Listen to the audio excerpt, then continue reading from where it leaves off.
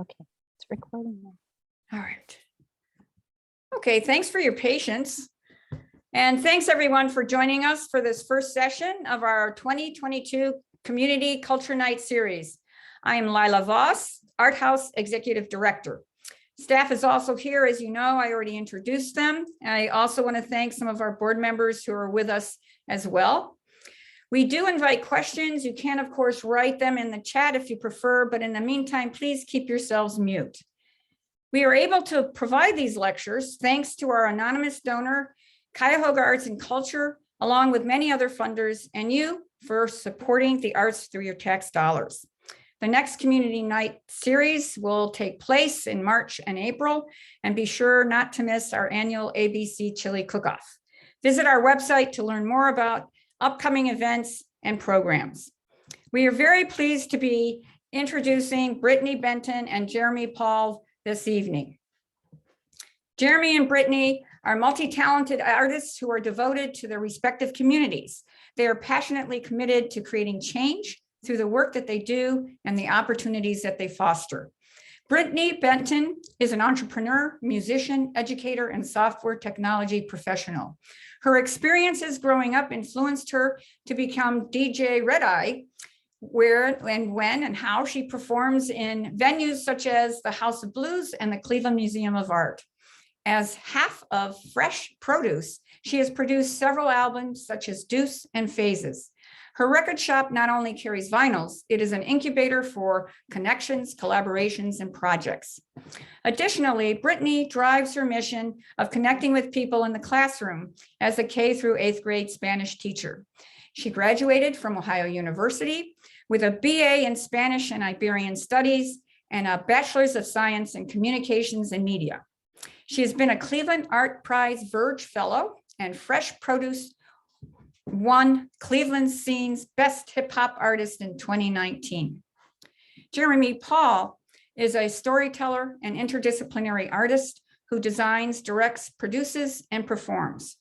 He has led in the creation of a number of original productions such as The Four Futures, Marble Cities, and Broken Codes.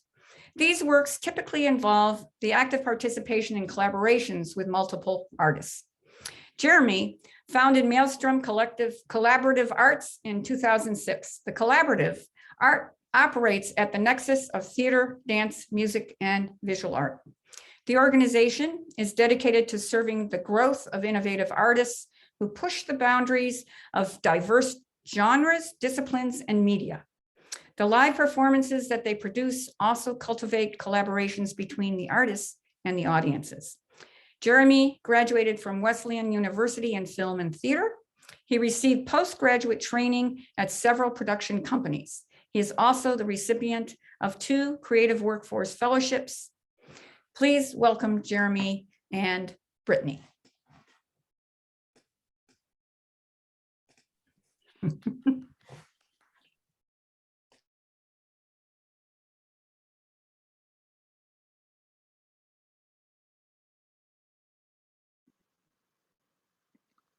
All right, I think I'm going first, so I'll just jump into it. So yes, my name is Jeremy Paul, and I'm here mostly to talk about what Maelstrom Collaborative Art has been doing over the last 2 years, as we've been like so many other groups trying to adapt and find new ways to create and create opportunities for artists during the pandemic. A little bit about the history of the organization. We actually began in 2006 as a group called Theater Ninjas, which was a nomadic theater troupe, really focused a lot on devised theater and new works. And then after moving into our headquarters in Gordon Square in 2017, well, we moved in 2017, and then a year later in 2018, we rebranded as Maelstrom Collaborative Arts, to focus more on interdisciplinary art and sort of bridging the gaps between different artistic disciplines and different artistic communities here in Cleveland. So we've been doing that since 2018 as Maelstrom. I'm going to share this. And there we go. Is this showing up? Everyone can see this very, very exciting slide. Great.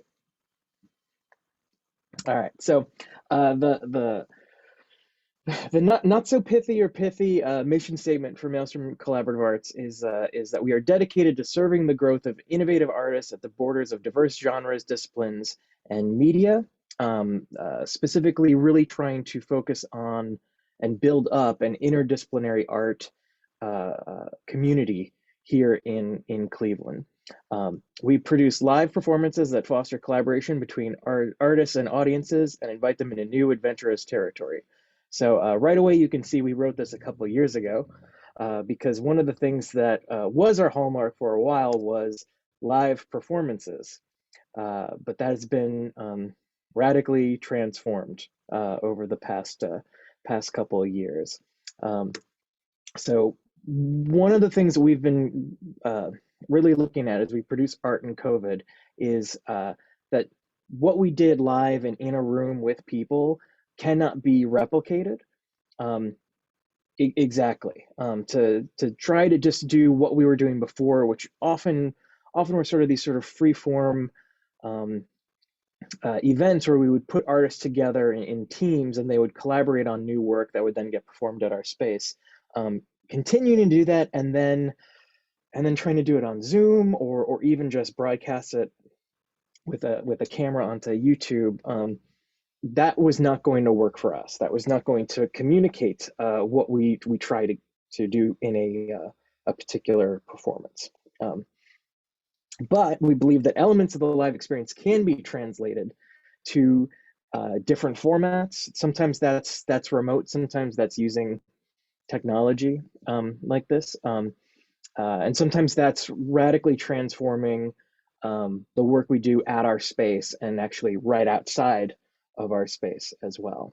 So we've been branching out into some other formats in the past 2 years, sort of delving more, I would say, into sort of the visual art world or borrowing more from that experience, while also trying to maintain as much of the collaborative element, which is so crucial to us. For us, it's really about the relationship between the artists on a show, and that the work is 5 or 10% of what actually matters in any particular collaboration. For us, we're really focused on putting artists in contact with each other so that they can learn and be transformed by that experience and then go out into the community and carry that with them. So we've also been looking at what are the ways we can take advantage of the loss of place. That's maybe a rosier way of looking at it than we or at least I'm typically prone to do. But yeah, what are the advantages of not having an audience in a room in a particular city? What are the things that we can take out of that? So one of the first things that we did in the summer of 2020, after shutting down and canceling our season, is creating a series called Activate. This used our storefront windows. We're in an old storefront building on Detroit Avenue. And so we were brainstorming, like, could we put artists inside of like a plastic box inside of our space, and the audience could walk in one at a time and look at the artist in the box. And we're like, that's like a butterfly. And also we have these giant glass walls in front of our space already. So we wanted to use these windows to activate the space, and also create work that was more present in our community, particularly on our street corner. And so we took the tactic of using mixing the windows of one window would be for performance and one window would be primarily for visual art. And in the past, whenever we've had an open call for artists, we've had a lot of visual artists apply, and it's sometimes a challenge to figure out how do we get them into the performance.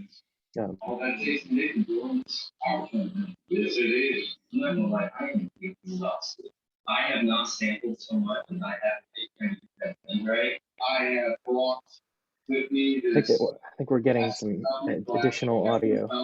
Like access, they'll bring that piece by now. Yeah, whoever was not on mute, can you put your, I think maybe they did put themselves back on mute. Excellent, great. So one window is for performance and the other is for visual art. This has allowed us to work with more visual artists, which in the past it was far more difficult. There would be 2 pairs of artists for each week in a particular month. They would all be given a simple tech setup as well as tools in the space for installing art. To a certain limited extent, we also were able to offer set and stagecraft. We have a basement full of props and costumes and set pieces that have been sitting idle, so this was a chance to offer that up in a way.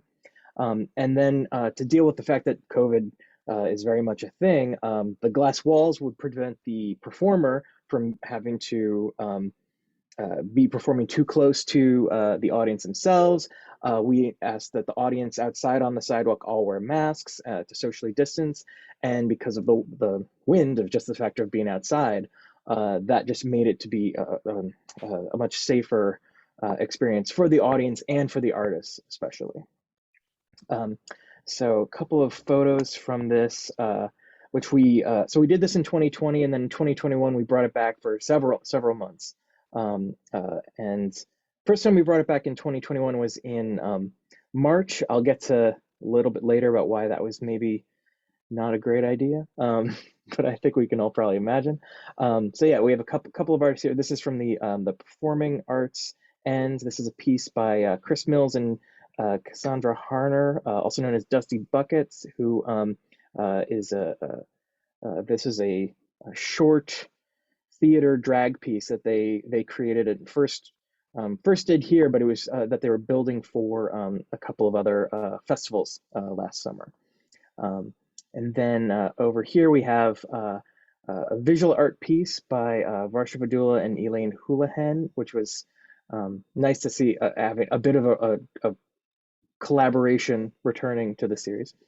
And then down here we had a poet, Andrea Doe. We actually had a number of poets in this series, and that ended up being one of the more successful components of it, in part because they could be so reactive to whoever was out on the street. And we also had a microphone so you could see someone walking by and actually talk to them and say, hey, do you want to hear a poem? And oftentimes they would take you up on it. One of the things that we discovered throughout all this is that durational work that took place over a period of 2 hours, let's say, or work that looped on a consistent way, was a lot more successful than discrete work. So work that had a beginning, a middle, and end, and depending on the piece, could only be performed a couple of times a day. Doing something that could either loop or activate the window for a longer period of time during the day was more successful in grabbing people and being able to engage an audience. Anything that was improvised was often better than scripted, with some definite exceptions, but the improv really allowed people to respond to the audience, respond to the moment that was happening, and that extended not just to the poets but also to some of the dancers that we had for this. So that definitely was something that was useful to know. And that performing for a sidewalk audience or a street can be challenging. Every now and then, like, someone is communicating something that is beautiful and true and poignant, and that's right when a truck would go right by. So that required a certain amount of interplay with the street or people who were walking by and had going about their life and had no interest in stopping to see a piece of art as well. It really needed to be something that was robust enough to survive all of that. And then weather, performing in March, I think at one point it got down to about 5 degrees outside during one of the performances. So there were a few very hardy people that were happy to engage with that, but it's not dissimilar from doing work outdoors where the weather can drastically change it. And for us, we found that a lot of times people are wanting to perform around 6:30, 7 o'clock, that's normal. That's when we're doing this. And where we are, that's exactly when the sun would be streaming down Detroit Avenue and blinding the audience. So we always tried to find ways to work around that element of it. So one of the, also Kismet is exciting. So sometimes we would have a visual artist and a performing artist, and the way they matched up would be really interesting. And you could definitely see a theme finding different evocations in both windows. And sometimes that didn't happen at all. We weren't really prescribing that, or we haven't been prescribing that. So that was something where it's like looking forward, we're looking at how can we reintroduce that. One of the other things that we decided to do last year was create a visual art series called Portal. In our building, which is about 120 years old, there's an unused doorway that's been boarded up on the inside at some point. So we transformed that into a 3-foot by 8-foot tall art gallery, and opened it up for submissions. All of this work is through open call, and invited artists to come in, create the work, and that their work would be up for a whole month. And so we would provide them with a simple canvas, sort of it's like a thin plywood, and then they would do whatever they wanted to it, and then present that work over the next month. And then the artist would also retain ownership for anything that they would create it and put into this series. And the nice thing about that is there were a couple of artists that were able to put art up and then using like images of that work out in public, we're able to find other places for it to be installed after this. So these are a couple of pieces that are maybe more close-up than ideal, but there are more on our website. So we have Kate Atherton, Natalie Bermudez, and Susie Underwood are a couple of the artists that showcased work last year. And it was a very simple series, but really exciting series to have work that is out on the outside of our building all of the time, 24 hours a day. And also work that was radically different from month to month. And so that there became like a nice moment when we installed a new piece, we knew that suddenly the corner was being refreshed in some way. So those are sort of the ongoing series that we have done and will continue to do this year. So also in 2020, we wanted to do something on a slightly larger scale. And so for that, we created a show called The Wandering. So The Wandering took place here in our building and was an interactive art gallery that told a simple narrative about people who had gone through a disaster and were trying to sort of put themselves back together after that. And told this story using pieces of text that were throughout the space and also art installations. Some of those installations felt more like a gallery, and some of them were meant to feel like completely immersive, depending on what part of the story they were telling. So we only had 1 or 2 audience members. Basically, if you were from the same household, you could come in together, but it was really designed to be, you have 1 hour as a person to walk through this space. And that was the best thing we could do back in 2020 to ensure that there was no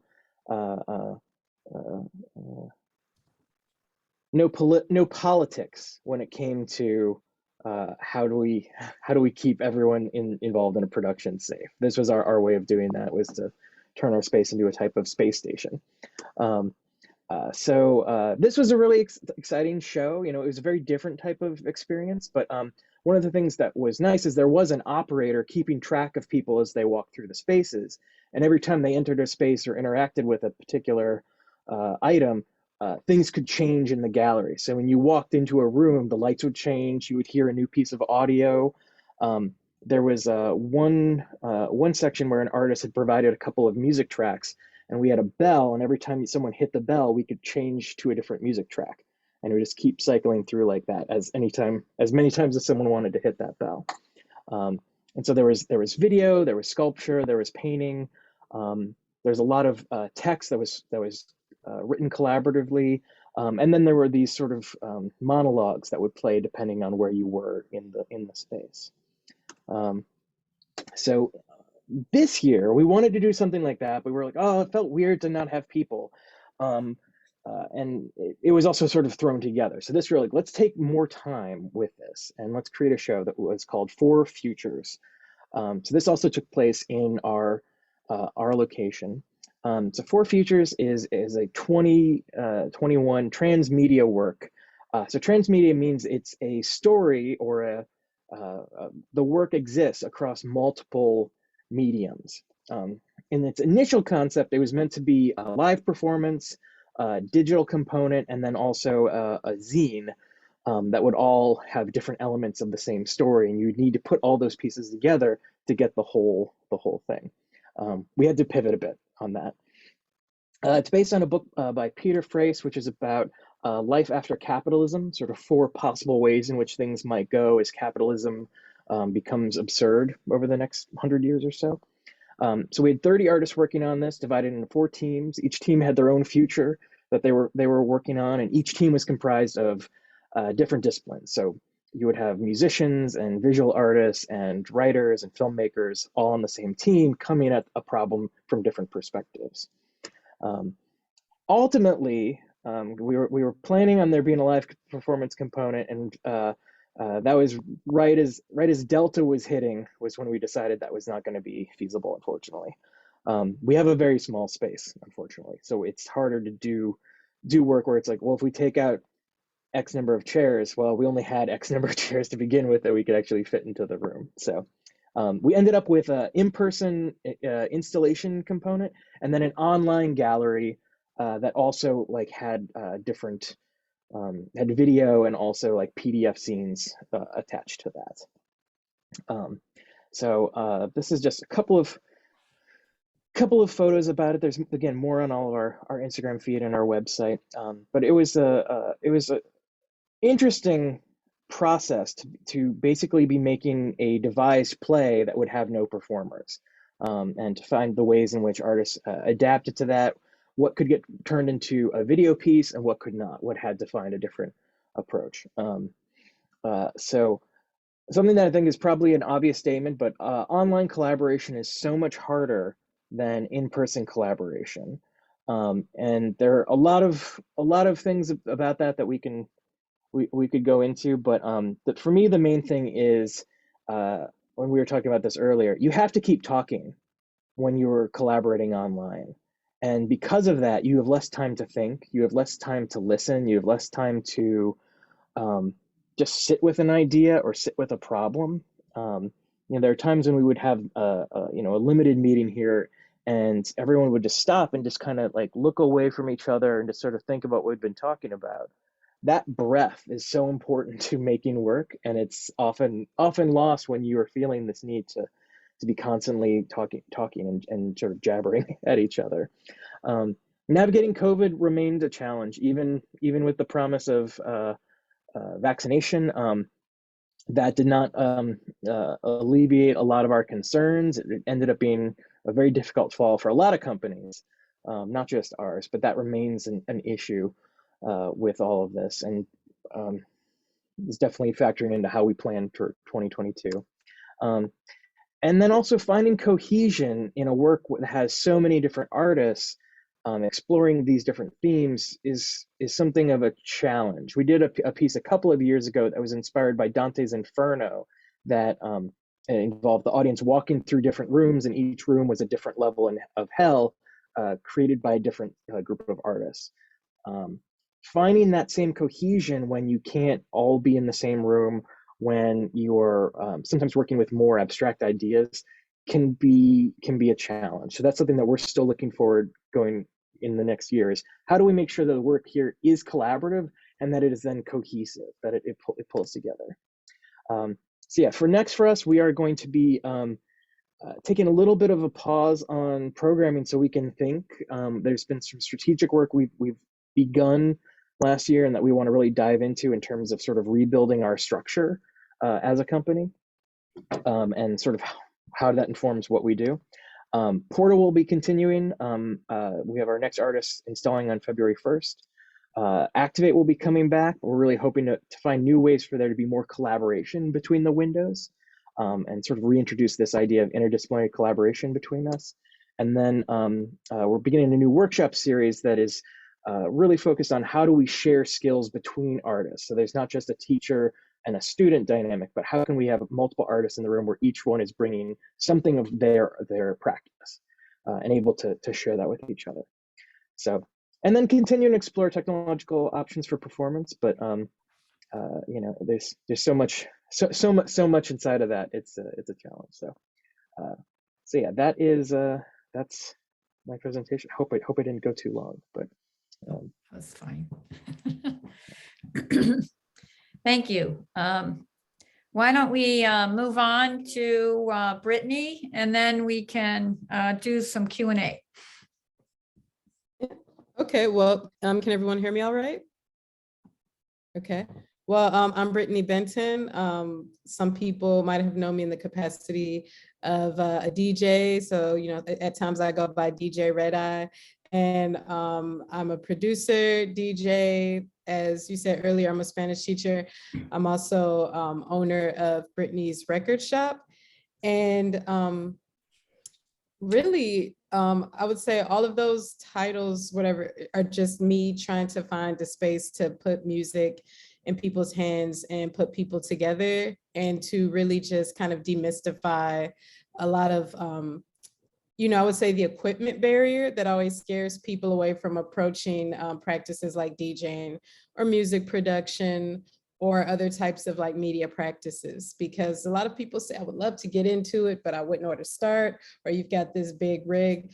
And so I'll start, I have some photos and everything put up. I don't have a PowerPoint, so it's, I've got some photos. I want to definitely showcase a timeline that was on my Instagram that I also think is very key to how the last couple of years have been shaped at Brittany's Record Shop. So screen share. Here's my desktop. Wait, I think, I always forget which one am I supposed to click on my desktop. There we go. So one moment, let me just move this out of the way. Oh, there we go. So as I said earlier, I'm founder of, sorry, I gotta close that window, of Brittany's Record Shop. Currently, the brick and mortar that was recently reopened and then closed in Glenville is gonna be reopened. I partnered with the people over at Ingenuity Labs. And so I have a space there where I will be holding shop hours for the record shop, but I'll also be able to delve more into the programming that I was really starting to hone at the shop. But I want to backtrack a couple years ago to 2020, and that late May, June time with the killing of George Floyd, also with everything being shut down, I was left in a situation to where I didn't know what was going to be the destiny of the shop. You know, it was an essential business, so it was shut down.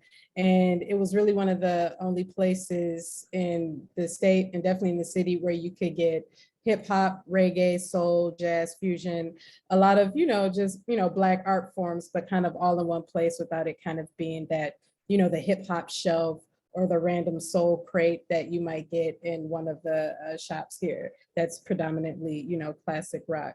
So after the death of George Floyd, I'm not sure if you all remember something that was called Black Tuesday. And it was, everybody had come together to support a Black-owned business. And, you know, it kind of spread like wildfire. So since the vinyl community, we're all very close. And somebody's like, I need to find you know, a Black record store that I could support. And I was one of the few independent shops, and one of only, I think, 2 Black record shops that were all vinyl that had a website in the whole country. So I want to take you guys over to my Instagram. So I had to make, if you see right here, the back of my car, I had to make several trips a day to the post office because I was getting flooded with orders and the support. And, you know, like people's, you know, curiosity and wondering how I did what I did. It really kept the shop afloat at a time where I thought that I was gonna have to close the doors. And, you know, the shop had always been more than a record shop. It was always an extension of me as a DJ and a producer, a music lover all in one place. So it's almost like I was letting you into, you know, my music room. And I had three main events, which I would do that would kind of democratize the music and music making process for people. The first one was an event called Beat Freak, and we pull up these photos. This is one that we did at the last Bright Winter that we featured at. And this is my Beat Maker series where you see the guys with the machines, they're playing their own original creations. And I would gather about 4 to 6 of them, and they would share their music with the crowd. And as you see, we can't gather like this anymore, but what would be things that we would make in our, you know, bedrooms or in our cubicles on our lunch break was actually, you know, what would just rock crowds of 100 people. And it really kind of elevated a lot of these shy, quasi-nerdy people who would never share their music with anyone else, you know, was creating a space that kind of empowered them to really just kind of have that feeling of the celebrity DJ. You know, they probably never thought that another MC or rapper or singer would hear their music, but I told them, hey, you have enough music that you could put together and just have an awesome set, as if you were a DJ. Just organize it in a certain way. I'll hook up the speakers. I'll take care of everything. You just bring the sounds. And it's been going on for about 6 years, and it's had several different homes. Much of it is always at the shop, but since the shop is temporarily closed, I haven't been able to have one, but I do have one coming up on the 6th at the new space in Ingenuity. And because of this event, many people have met, MCs have met beat makers where they don't have to use industry instrumentals anymore. They can have original music for their productions. The beat makers or the producers, they also had a live sounding board for feedback for their music that they thought would never leave their bedroom. So as a result, I've seen several music scenes and little subcultures kind of branch off, and you know, I feel good to definitely be a part of it. I wouldn't take any credit for the work that they've done since, but also just to know that I could put people in the same place.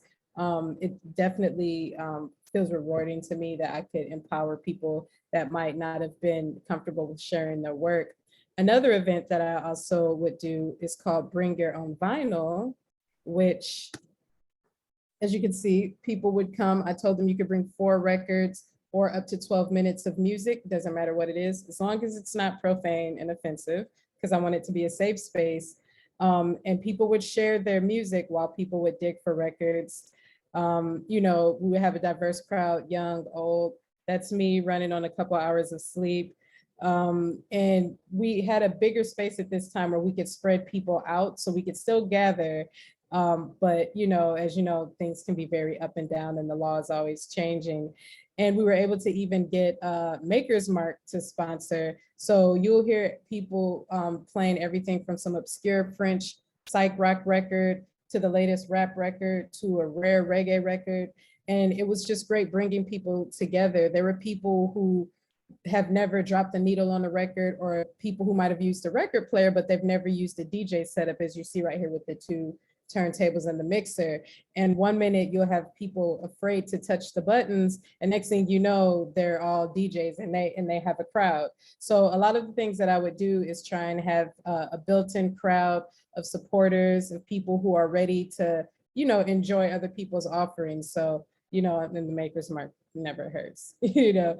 But and meanwhile, people are digging. So that was just a great way to get people out there. And now I know people are having house parties where they're starting to put turntables together and have their own vinyl parties and kind of DJ the old school way. And the last thing that I was doing to bring people together outside of the Beat Freak, the Bring Your Own Vinyl, was, you know, just, I would have weekly DJs at the shop. So these would be people who were actual DJs to people that I would see buying records and becoming regulars of mine. And I said, hey, I know you have a good enough record collection where you could put together a great hour set of music. And I would pay you in store credit to come in. And I was like, there's no pressure. You don't have to be amazing. I can show you how to use the crossfader. It's easy. And before you know it, people just, you know, got into the groove. And then it was just like kind of democratizing the DJ process. So really, to me, as a DJ, a producer, the shop owner, the shop has always just been a vehicle for me to bring people together and have them do a lot of, interesting, weird and cool things. And the records were a great way to kind of put it to the forefront, but also just to keep, just to pay for itself and give me an excuse to have an awesome office space, a creative space, and a meeting space for people. But now that it's been, the brick and mortar has been out for a while, I've been having to find ways for people to create and collaborate in ways that's a lot more creative. I mean, we've talked about the live streaming and the woes and sometimes the wins with that, but I am looking forward to when I reopen, I'm doing a soft reopening of the space in Ingenuity next month and a full-fledged rollout in March. And I'm going to definitely be focusing on having it be more of a maker space for still collaboration of production. So it's kind of hard to talk about that without the visuals, because that's what's to come. And also having Jeremy here is awesome because, I've collaborated with, MCA a couple times, and it's been awesome and always very inspiring. And I want to definitely say that the events that I've done with you, Brie Collage, I believe the other one was called Short Form. It was something, I don't remember. I'm sorry if I'm butchering it, but it was just like, I even feel like a bit of that I was able to incorporate into some of my own events, in that, let's bring everybody together and let's see what happens. And the art is kind of somewhere in the middle of, we don't know what's gonna happen. It's somewhere in that, like that, I wouldn't even say gray area. It's like beyond, what you can really, what you can really script, but it's that interpersonal magic. So what I'm trying to do right now, I guess moving forward, is still have people meet in person, even if it's limited to less than 5 people in the space who are actually creating, and find a way to bring the engaged people in via live stream, where you have a captive audience, but meanwhile finding a way for them to participate and contribute all the way so that they're engaged. So I know that was kind of roundabout for me, but really, like, I'm just a music nerd. I love to teach. I love media. I love old equipment. I love new equipment. I love plugging things together and taping things together and see what happens. I love taking things apart, putting them together. I love the fact that I can make people interested in things like old turntables and synthesizers and drum machines and music samples, and just bringing all of that together and showing that everybody can bring something to the table, and it's great, and also showing diversity in action without it being like, some people force it, but just showing that we all come together, we all love the music, it's universal, so we all have something valuable to bring to the table, even if it's just a ear that's ready to listen and provide feedback or appreciation, So let me get back into, let me disable the share, 1 second. I think I did it. Did I do it? Yep. Okay, good.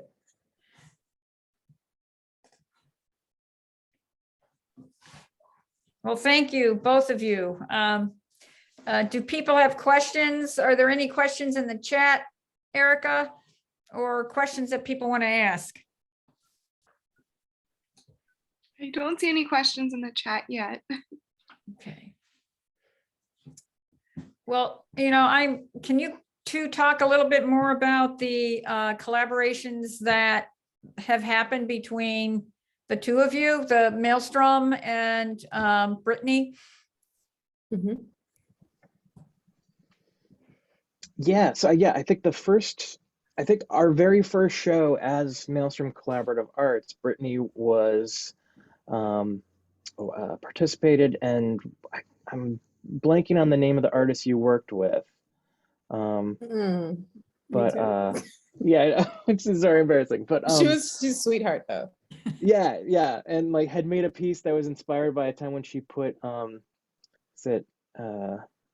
nail polish in her her incense, something like that. It was like a mistake that had occurred, and and then that like reminded you of like a way in which you had like done a similar thing with music. I won't go into it right now necessarily, but like I remember that song in particular that you created, and like Yeah. this very sort of like um uh yeah, serendipitous thing that came out of that. And then and then I think short form was the name of the event where you had made those videos that were sort of like a Hmm. mix of like storytelling and like video memes and things like that. Um, did you work on we were doing that thing at Orchard for a couple of years? Were you one of the artists that you might have gone into a school and this is what I do with like a turntable? Um, I That can't wasn't remember. me. I know one time I had subbed at Orchard. Or no, you know what? That was me. Oh my gosh, that was Okay, me. right, that's what I Because I thought. also Yeah, worked there as a sub because it was their girls STEAM class, which I thought right, was yeah, awesome because I'd never heard of STEAM because it was like STEM with the arts added. And that was just like, that's what I've been trying to tell everybody, but it's right, yeah, already a thing. So I got really excited. yeah. So yeah, Oh, wow. Yeah. I think we were actually talking about you were gonna bring Beat Freak to Maelstrom at some point in 2020. We were like, oh yeah, that'll like maybe May or June. Yeah, that'll work out. It didn't work out. Um, Oh man, but yeah, 2020. yeah. I don't know. I think the thing I love about Brittany and the shop and a lot of the things that you're involved with is um, it feels very much like it's focused on how do you break down the barriers to something that can sometimes feel scary or just feel like, well, if I don't do a good job, then I'll feel terrible.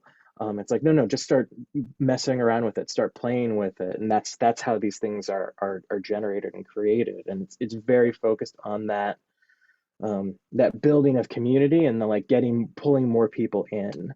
Um, and that's, I mean, it's definitely at Maelstrom. That's one of our goals. You know, a lot of times we're focused too on getting people who are just like, well, I do this, I do music, but there's no way I would ever want to. I won't ever step into like adding movement to that kind of a thing. Or people who are like, I will never perform, and then eventually we trick them into performing and they have a good time. But like, Mhm. um, that kind of thing too, where it's like it's really about how do you break down a lot of these what end up being very like psychological barriers, not technical, not in terms of like skill set, but it's like these things where, you know, how do you get someone past that so they can actually start to enjoy and appreciate and play with the art form.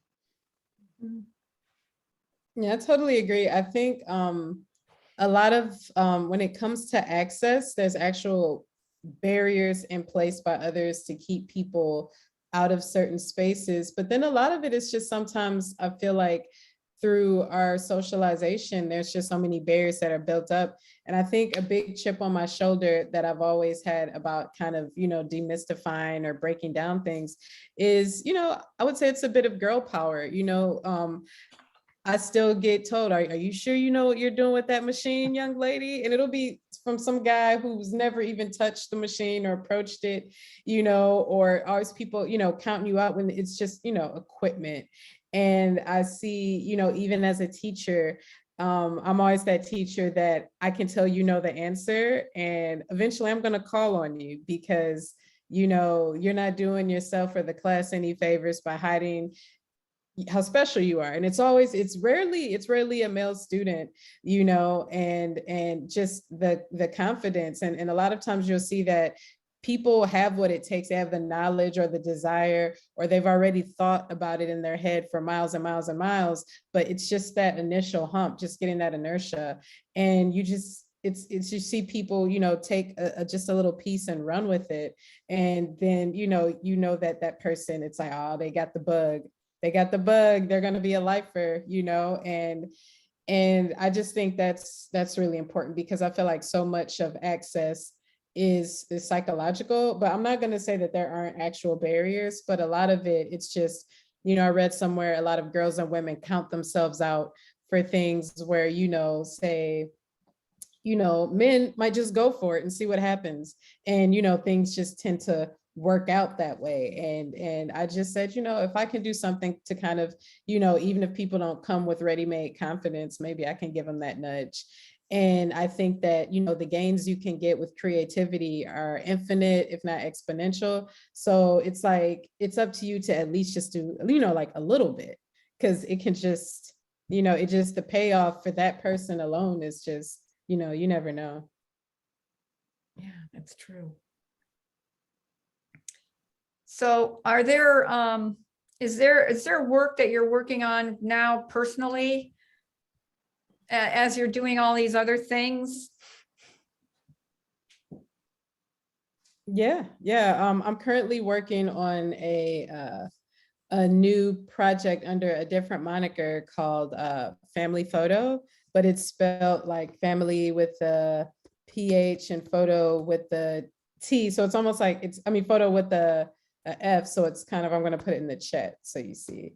But it's been heavy, synthesizer based music, more experimental. In 2020, I kind of got really bored with producing music on the computer because I was in hours and hours of Zoom meetings. So when I was trying to produce, I'd open up my digital audio workstation and I would just feel just this haze and just uninspired. And so I went in my attic, I bought a bunch of MIDI cables, dug out some old drum machines and synthesizers and just connected them. And it was just like, how would I produce some of the music that I produce today if it were like, 1992 or 87, before people were just using computers as the norm. And I was retraining myself through how to produce actual music without the computer and just using pure MIDI and sequencers. And it was really humbling and gratifying at the same time. And then I realized also that there was another community very adjacent to the beat making community, the synthesizer and hardware community. And we would get together during a quarantine and we'd have these socially distanced jam sessions where I could connect my gear to your gear with this synchronization cable and we could still be 30 feet apart and rock out. And it's almost like this umbilical type of MIDI cable connecting as your drum machine to my synthesizer rig. And I was just like, this is really fun. And this is still the basis of hip hop production. And that's something that in the new space, I want to bring more to the forefront as well. The synthesizer community, because a lot of the guys who still have the heavy synths and the old gear, a lot of those are guys that are in their 40s and up, but I feel like there's a place for them as well. And I think a lot of ladies need to also participate in this side of gear because it's always very male dominated. And, just create another spectacle, but also community event where everybody can connect their rig to each other's rig and we can just jam out. That's cool. Thanks. Very cool. What about you, Jeremy? Have you had time to kind of think about new projects that are percolating in your own brain? Let's see. Well, the fun answer is I've been working on a little video game about a cat. It's all text based. It's not like a really involved video game process, but that's kind of one of the projects I'm working on right now. Sort of exploring cat life, I guess. There's got to be a better way. It's more exciting than that, I think, but that's really what it's about.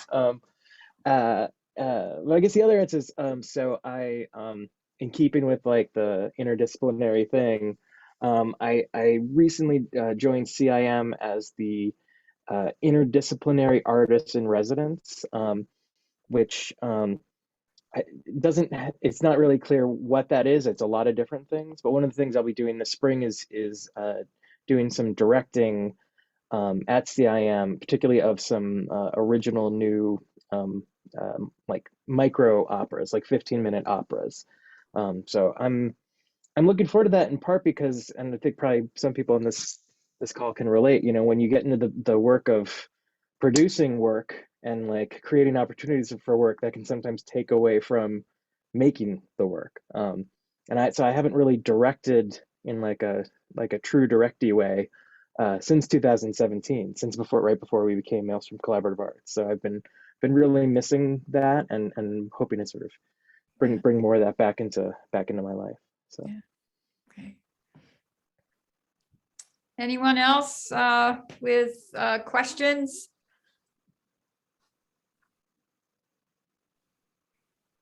I thought of one question while both of you were talking and sharing your work. Thank you, by the way. So it seems like you've had to adapt in the past few years as a result of COVID. Are there any things that you hope to maybe carry on that developed during COVID, things that worked, whether it's with your businesses, art practice? I would say COVID definitely was quasi instant gratification for me. That February totally renovated my website and being more active in it. And it literally put me in the right place at the right time. So where a lot of record stores weren't optimized to, or even just set up to sell online, I was able to, completely change my business model and still put music in people's hands all over the world and, maintain and grow a customer base and also have that personal connection. And it's been also great tying those people in from outside of the state and the country into a newsletter, which lets them know about the events that I have. So people who might be from California or Chicago, Michigan, wherever, they have an event. And I'm trying to get better about my multicam setups, but when I do the streams, they can participate and have a stake in it as well. But I mean, to me, COVID, I feel like it's always something that I could frown and complain about it and feel disarmed, but I kind of want to look at it as a challenge of how to still cut through all the madness. And I just say right now, COVID is just keeping me very flexible and creative. So I don't know, I think maybe it being always in the creative space, it's been kind of like a fun little challenge to see how I can still maintain and grow, not necessarily despite COVID, but maybe parallel with COVID, because I feel like this is the new normal. So instead of trying to hold tight until things get better, it's just like, how can this make me rely more heavily on media, which is one of my areas of study, lifelong media student, and how I can, use it to, just bring things together. And one of the things I just want to side note say, when I was in media school, they said, and this was in 2006, they were saying that media convergence was going to be a thing. And your typewriter, your computer, your security cameras, your TV, your office, everything was going to be all on your phone. And I think the iPhone was about a year or so from coming out, and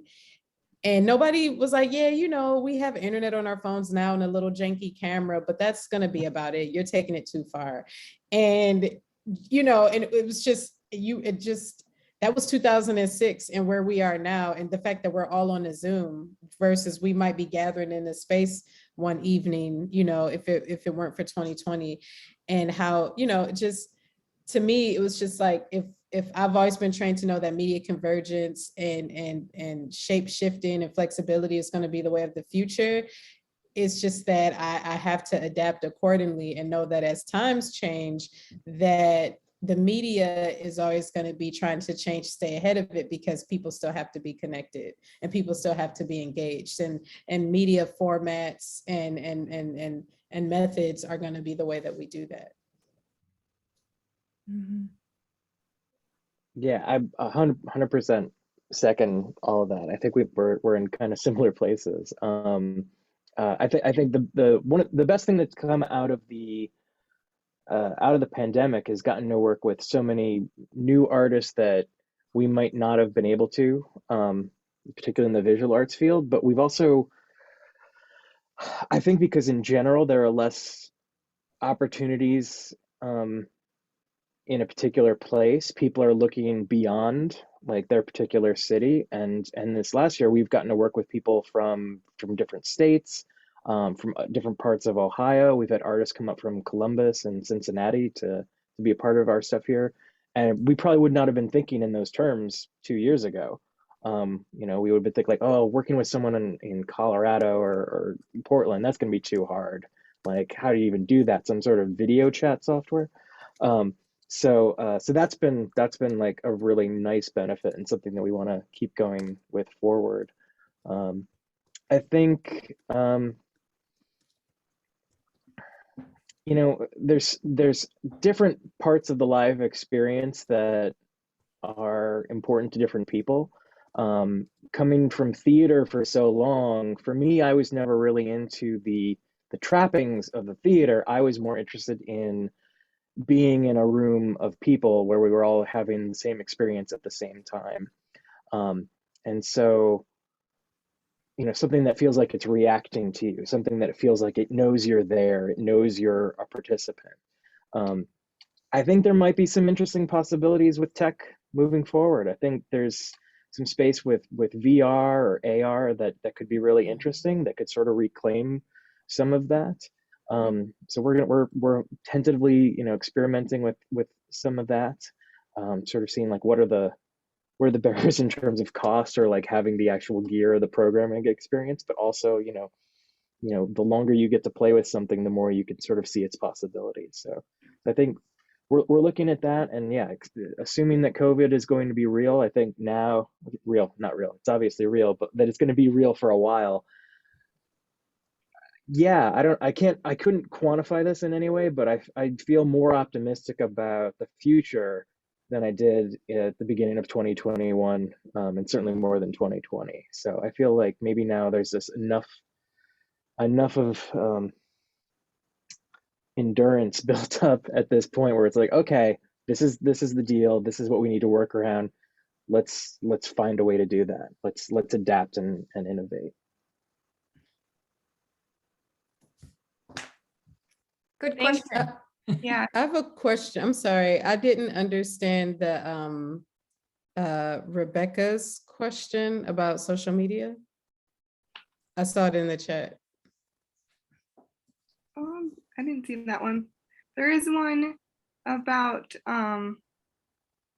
do you have a sound clip, Brittany, that you could share? Oh yeah, I'll have to pull one up because I just responded direct message. But I'll put a list of some of the songs, and you can just pull them up in like a digital streaming platform or YouTube, and they'll come right up. Give me 1 second. Okay. But yeah, the one from Rebecca that says, do you things changing with girls as social media grows? Do you see it? It's like at the 8 o'clock mark. Yes, and then she Just put recent. a new comment, Oh, are girls getting more involved in music and production? absolutely, absolutely. And one thing I can say across all media devices, one of the main barriers, like I said, wasn't just the fact that the equipment was daunting, and sometimes it would kind of discourage people from approaching it and twisting knobs, which is good because you don't want to just twist knobs because you see them. But the equipment was always heavy, and it was always big and always bulky.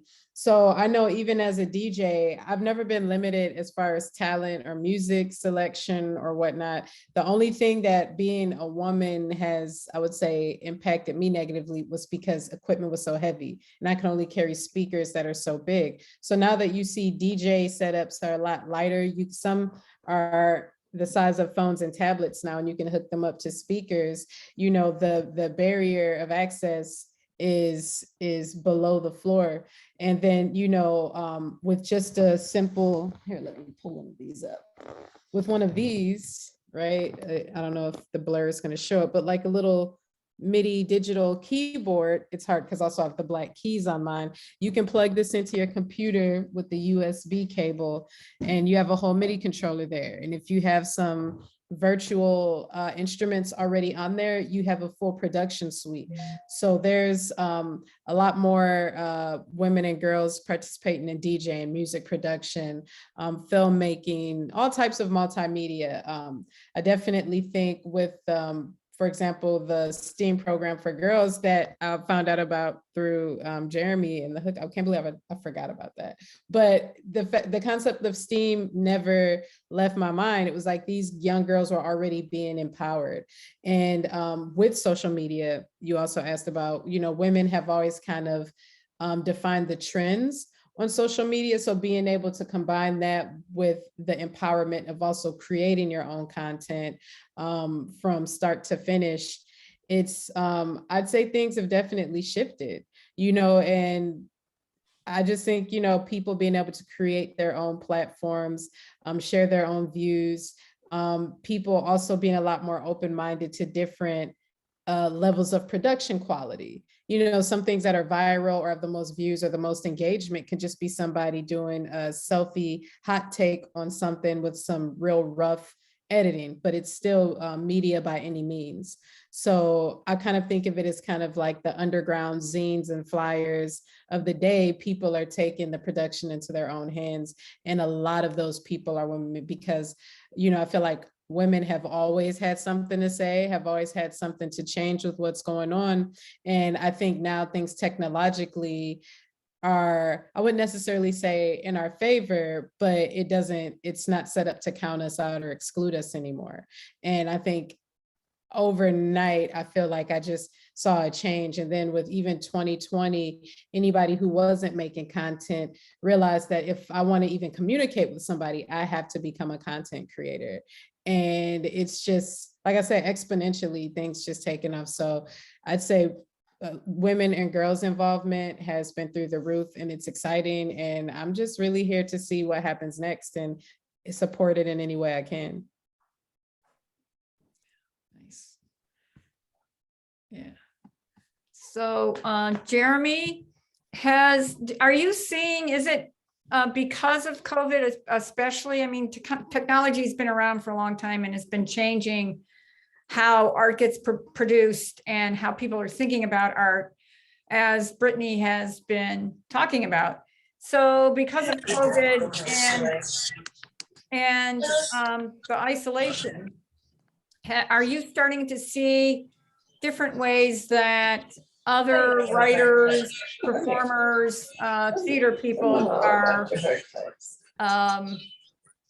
changing how they're thinking about creating work? Yeah, I mean, I definitely think that it might be more anecdotal, but I think I've seen more artists who have been working at Maelstrom showing up with a lot of digital tools that we might not have looked for a couple of years ago. I don't know if that's because of COVID or if that's just sort of a general shift in things. We've got people who are now dabbling in coding, are dabbling in 3D animation. There's an artist that we worked with that was working in sort of textiles and video media when we first met them, and has been jumping more into using this program Blender and creating sort of 3D landscapes and things like that. So yeah, I think that's I think a lot, so much of that I think is a mix of like the programs themselves becoming more user-friendly or accessible, not becoming, $3,000 for a license. I think people having more time where they're like, well, I'm going to keep working on my art, but if my art doesn't let me work on it in rehearsal, I'm going to see what are other ways I can translate that. And then also what are ways in which I can then bring that back onto the stage. So I would be cautiously optimistic about that. Coming from theater, it's my inclination is usually be pessimistic, because for so long theater has just done a terrible job of taking advantage of any sort of digital era.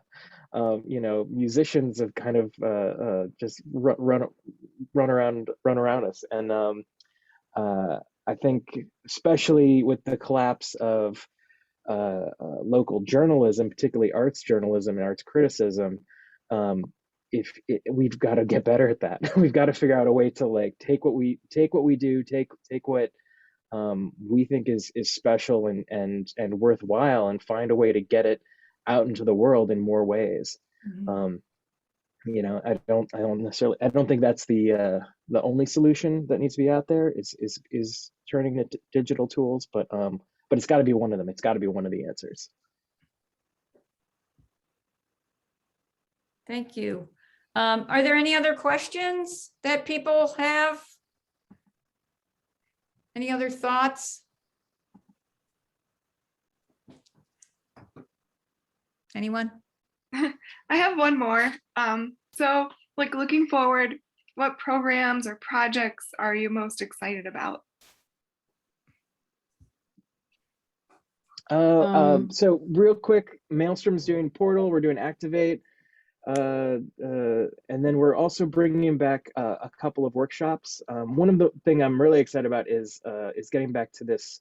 It's a technical workshop that's trying to teach production skills, which gets back to the thing about, I think, yeah, a lot of times people are like, I'm not going to pick up that drill, and it's like, just pick up the drill. The worst thing you're going to do is like screw something up, and then you could start again. It's fine. Just pick up the drill. Pick up the drill. And then a lot of times that does end up being like there's a exclusionary aspect to that as well. So we're doing that where we hopefully get people to mess around with tools, mess around with production, and try to change the fact that it is often like a very segregated field in performance design, and that's something we're hoping to be working on a bit. So yeah, and also for the barrier of access to tools, one of the things we're going to be doing with this is if you're doing a stagecraft workshop with us, we're going to also then give you the tools after the workshop so you can go off and use that you don't have to like wait around for it to borrow someone else's shop. So Well, that's pretty awesome. That is awesome. I would say really right now, my most, I wouldn't even say most exciting, but just pressing project is just to get the shop open back to the public. I'll probably keep a day to 2 days a week open to the public. And then the rest of the week is by appointment, because like I said, I'll be booking like jam sessions and really focusing on the event side of things, because that's what really suffered anytime the shop closes. But yeah, just to get up in the space, I still have to move probably about 20 more crates in. And, you know, I'm a little behind schedule. I was one of those like millions of people that got COVID over Christmas. And I thought I was fine after the 2 weeks and the time taken off from quarantine. But, you know, there's a whole thing about your physical strength and just endurance takes a hit. And so I thought once I was able to get out of quarantine, I was just going to jump up and start hauling crates and painting and doing all of this stuff. And it was just like, oh, wow, I just climbed the stairs and I'm wiped out. So it definitely took a couple more weeks just to physically get back up to strength. And now, you know, I've been making some progress, but then the weather's been extremely cold. So I've been doing a lot of the clerical and paperwork stuff on the back end if I can't like make it out the house. So just working to get that set up, looking forward to announcing it, and you know, really just getting people back connected to the music again, you know, so.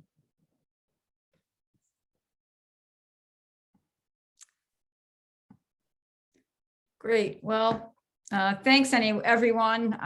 If there aren't any more questions, I think that we can say goodbye, good evening. It's been really wonderful having you, and I expect to be seeing you around and about somehow or another. Yes. Yes. All right. Good night, everyone. All right, you have a good night. Good night. Good night. Thanks for having us. Thanks for Thank having me. you. Thank you. It's been great.